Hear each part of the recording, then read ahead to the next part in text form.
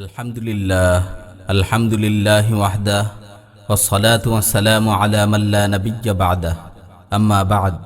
প্রিয় মুসলিম ভাই ও বোনেরা, আমেরিকা ও তার দোসররা সারা বিশ্বব্যাপী যে মতবাদ ও শাসন ব্যবস্থাকে কার্যকর দেখতে চায় তার নাম হলো ডেমোক্রেসি বা গণতন্ত্র।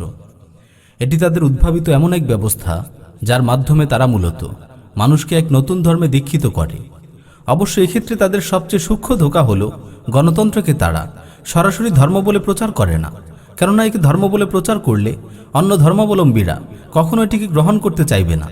এজন্যই তারা গণতন্ত্রকে রাষ্ট্র পরিচালনার পলিসি বলে থাকে। তবে এর চেয়ে উদ্বেগের ব্যাপার হলো বর্তমানের মুসলিম দাবিদার অনেক নাদান ব্যক্তি গণতন্ত্রকে আরও হালকাভাবে দেখে। তারা মনে করে গণতান্ত্রিক এই সিস্টেম সরকার পরিবর্তনের একটি মাধ্যম মাত্র, এর চেয়ে বেশি কিছু না। এমনকি এর মাধ্যমে তারা ইসলাম প্রতিষ্ঠার দিবাস্বপ্নও দেখে থাকে। এই কারণেই বর্তমানে আমরা দেখছি মুসলিমদের বিরাট একটি সংখ্যা গণতন্ত্র গণতন্ত্র বুলিয়ে ওড়াতে ব্যস্ত, কিন্তু তারা ভেবেও দেখে না গণতন্ত্র বিষয়টা আসলে কি, ইসলামের সাথে কি আদৌ এর কোনো সম্পর্ক আছে। আসুন আমরা সংক্ষিপ্তভাবে গণতন্ত্রের স্বরূপ সম্পর্কে জেনে নেই। গণতন্ত্রের ইংরেজি ডেমোক্রেসি শব্দটি মূলত গ্রিক ভাষার ডেমোস ও ক্রাটোস শব্দ দুটি থেকে নির্গত। ডেমোস অর্থ জনগণ আর ক্রাটোস অর্থ শাসন বা আইন। সুতরাং ডেমোক্রেসি শব্দের শাব্দিক অর্থ হলো জনগণের শাসন বা জনগণের আইন। এটি খুব কঠিন দুর্বোধ্য কোনো অর্থ নয় যে যা বুঝতে হলে বিস্তর ব্যাখ্যা বিশ্লেষণের প্রয়োজন। গণতন্ত্রের শাব্দিক অর্থ থেকে স্পষ্ট এটি ইসলামের সম্পূর্ণ সাংঘর্ষিক ও বিপরীত একটি বিষয়। তবে আশ্চর্যজনক হলেও সত্য, গণতান্ত্রিক প্রক্রিয়ায় ইসলাম প্রতিষ্ঠার স্বপ্নে যারা বিভোর তারাই কেবল গণতন্ত্রের ভুল ব্যাখ্যা বিশ্লেষণ করে থাকে। কারণ গণতন্ত্রকে তার প্রকৃত অর্থে জানলে ইসলাম প্রতিষ্ঠার কথা বলে গণতন্ত্র করার আর কোনো সুযোগই বাকি থাকবে না। তাই তারা এক্ষেত্রে সেকুলার দলগুলোর চেয়েও মুসলমানদের সাথে বেশি প্রতারণা করে, কেননা সেকুলার দলগুলো গণতন্ত্রকে গণতন্ত্রের অর্থেই জানে। গণতন্ত্রের সেই সংজ্ঞায় তারা বিশ্বাস করে যেভাবে গণতন্ত্রের প্রবক্তারা এটিকে সংজ্ঞায়িত করেছে। সুতরাং গণতন্ত্রের ব্যাপারে হাল জামানার পীর সুফিদের দেওয়া সংজ্ঞা নয়, বরং গণতন্ত্রের প্রবক্তারা যে সংজ্ঞা দিয়েছে তা জেনেই এর স্বরূপ সম্পর্কে অবগত হতে হবে। আধুনিক গণতন্ত্রের রূপকার আমেরিকান প্রেসিডেন্ট আব্রাহাম লিঙ্কন গণতন্ত্রের সংজ্ঞায় বলেছে, government of the people, by the people, for the people. জনগণের জন্য, জনগণের দ্বারা, জনগণের সরকার। সহজ কথায় গণতন্ত্রের মূল বিশ্বাস হলো জনগণই সকল ক্ষমতার উৎস। জনগণই জনগণের জন্য আইন প্রণয়ন করবে, আর সেই আইন অনুযায়ী জনগণের দ্বারা জনগণ শাসিত হবে। জনগণের খেয়াল খুশির বিপরীতে অন্য কোনো বিধান, এমনকি আসমানি বিধানও গ্রহণযোগ্য নয়। আর এই মূলনীতির ভিত্তিতেই বাংলাদেশের কুফরি সংবিধানের ৭-এর ২ ধারায় বলা হয়েছে, জনগণের অভিপ্রায়ে পরম অভিব্যক্তি রূপে এই সংবিধান প্রজাতন্ত্রের সর্বোচ্চ আইন, এবং অন্য কোনো আইন যদি এই সংবিধানের সহিত অসামঞ্জস্যপূর্ণ হয় তাহা হইলে সেই আইনের যতখানি অসামঞ্জস্যপূর্ণ ততখানি বাতিল হইবে।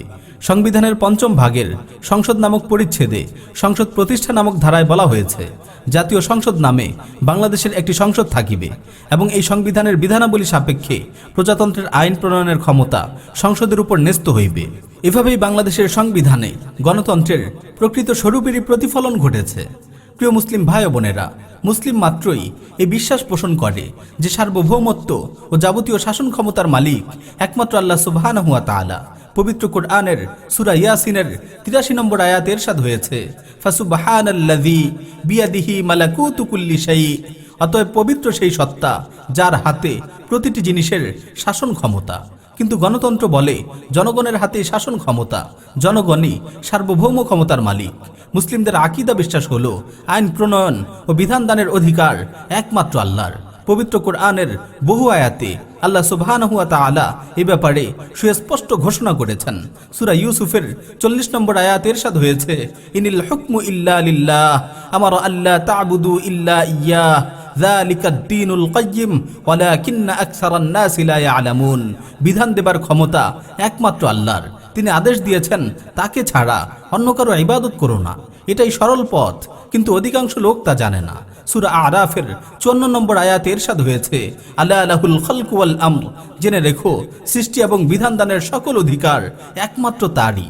সূরা কাহফের 18 নম্বর আয়াতে ইরশাদ হয়েছে ওয়ালা ইউশরিকু ফি হুকমিহি আহাদা, বিধান দানে তিনি কাউকে শরীক করেন না। সূরা রাদের 41 নম্বর আয়াতে ইরশাদ হয়েছে আল্লাহু ইয়াহকুমু লা মুআক্কিবা লিহুকমিহি, আল্লাহ তাআলাই নির্দেশ দেন, আল্লাহ তাআলাই বিধান দেন, তার বিধানকে তার নির্দেশকে পশ্চাতে নিক্ষেপকারী কেউ নেই। সূরা মুমিনুনের 12 নম্বর আয়াতে তিনি আরো ইরশাদ করেন ফাল হুকমু লিল্লাহিল আলিয়্যিল কাবীর, অতএব বিধান দেবার ক্ষমতা একমাত্র আল্লাহরই, যিনি সর্বোচ্চ ও মহান। কিন্তু গণতন্ত্র বলে জনগণই নিজেদের জন্য আইন প্রণয়ন করবে, তারাই তাদের ভালো মন্দ নির্ধারণ করে নেবে।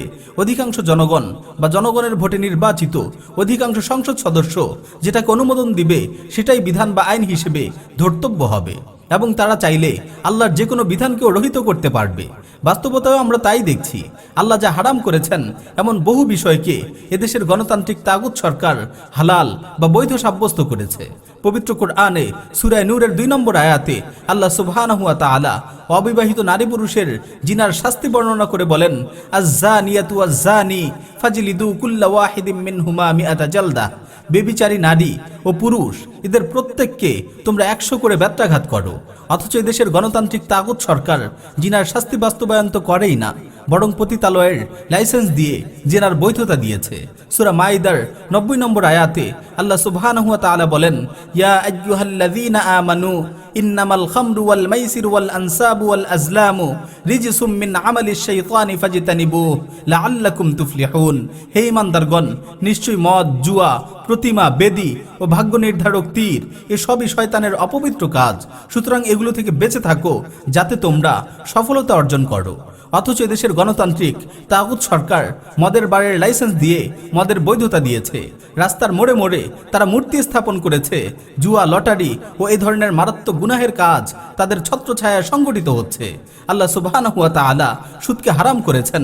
পবিত্র কোরআনে সূরা বাকারার 275 নম্বর আয়াতে তিনি ইরশাদ করেন আহাল্লাল্লাহুল বাইআ ওয়া হাররামার রিবা, আল্লাহ ব্যবসাকে হালাল করেছেন এবং সুদকে হারাম করেছেন। সূরা বাকারার 278 ও 279 নম্বর আয়াতে তিনি আরো বলেন ইয়া আইয়ুহাল্লাযীনা আমানুত্তাকুল্লাহ ওয়া যারু মা বাকিয়া মিনার রিবা ইন কুনতুম মুমিনিন ফাইল্লাম তাফআলু ফাযানু বিহারবিন মিনাল্লাহি ওয়া রাসূলিহি, হে ঈমানদারগণ, তোমরা আল্লাহকে ভয় করো এবং সুদের যা বকেয়া আছে তা ত্যাগ করো যদি তোমরা মুমিন হও, আর যদি এটা না করো তবে আল্লাহ ও তার রাসূলের পক্ষ থেকে যুদ্ধের ঘোষণা শুনে নাও। অথচ দেশের গণতান্ত্রিক তাগুত সরকার শুধু ব্যাংকগুলোর লাইসেন্স প্রদান করেছে, সুদকে অর্থনীতির ভিত্তি হিসেবে গ্রহণ করেছে। আল্লাহ সুবহানাহু ওয়া তাআলা পর্দাকে ফরজ করেছেন, আর বাংলাদেশের কুফরি আদালত রায় দিয়েছে যে পর্দা করতে কাউকে বাধ্য করা যাবে না। এভাবেই এদেশের গণতান্ত্রিক তাগুত সরকার আল্লাহর বহু বিধানকে রহিত করেছে। তারা নিজেদের খেয়াল খুশি মতো আইন প্রণয়ন করে একটি কুফরি সংবিধান এদেশের মুসলিমদের উপর চাপিয়ে দিয়েছে। এসব তারা করতে পেরেছে একমাত্র গণতান্ত্রিক বিশ্বাস ও ক্ষমতা বলে। প্রিয় মুসলিম ভাই ও বোনেরা, গণতান্ত্রিক শাসন ব্যবস্থায় মানুষকে যে কোনো বিশ্বাসের স্বাধীনতা প্রদান করা হয়েছে। ইসলামে আকীদা বিশ্বাস পোষণ করা এই ব্যবস্থায় ঐচ্ছিক একটি বিষয় মাত্র। মুসলিমদের জন্যও নিজেদের দিন পালনের ক্ষেত্রে কোনো ধরনের বাধ্যবাধকতা নেই। কেউ চাইলে ঈমান আনতে পারে, কেউ চাইলে কাফের হয়ে যেতে পারে। অথচ আল্লাহ সুবহানাহু ওয়া তাআলা সূরা আলী ইমরানের 19 নম্বর আয়াতে ইরশাদ করেন ইন্নাদ-দীনা ইনদাল্লাহিল ইসলাম, নিঃসন্দেহে আল্লাহর নিকট গ্রহণযোগ্য দিন একমাত্র ইসলাম।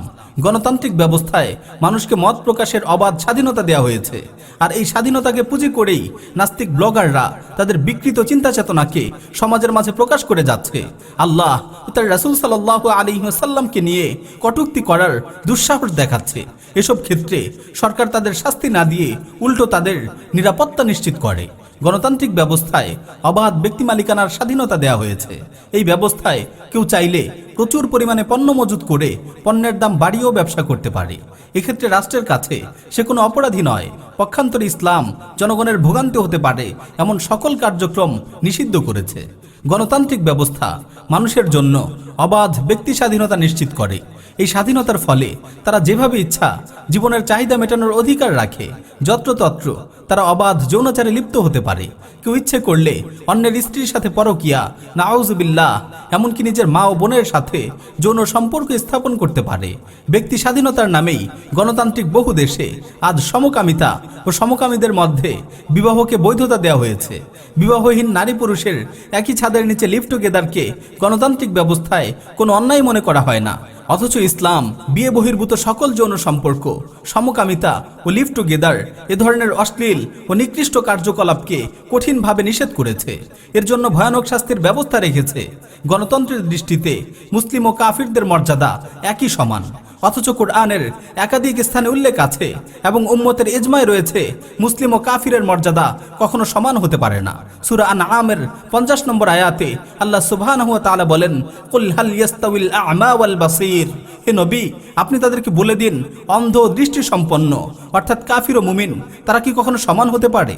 গণতান্ত্রিক শাসন ব্যবস্থায় অমুসলিমরা মুসলমানদের বিচারক বা অফিসার হতে পারে, অথচ ইসলামী শরিয়া মতে কোনো কাফির মুসলিম জনসাধারণের অফিসার, জজ, বিচারক হতে পারে না।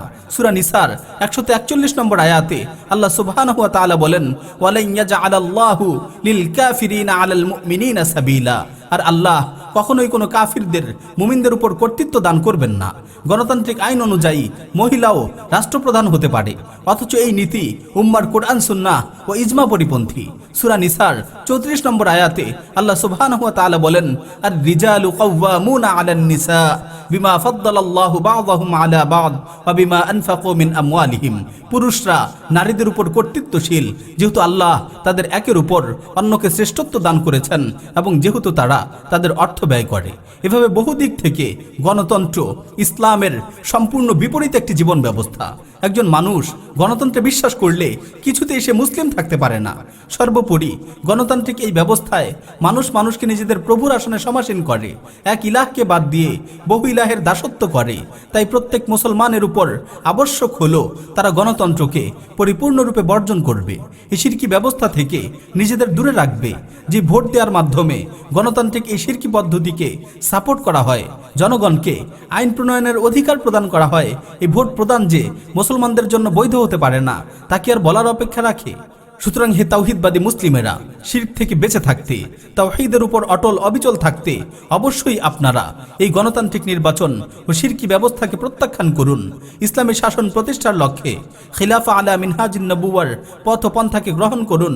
আল্লাহ সুবহানাহু ওয়া তাআলা গণতন্ত্রের এই ধ্বংসাত্মক ফিতনা থেকে আমাদের বেঁচে থাকার তৌফিক দান করুন এবং এই ফিতনা নির্মূল করার জন্য যথাযথ প্রস্তুতি গ্রহণের হিম্মত দান করুন।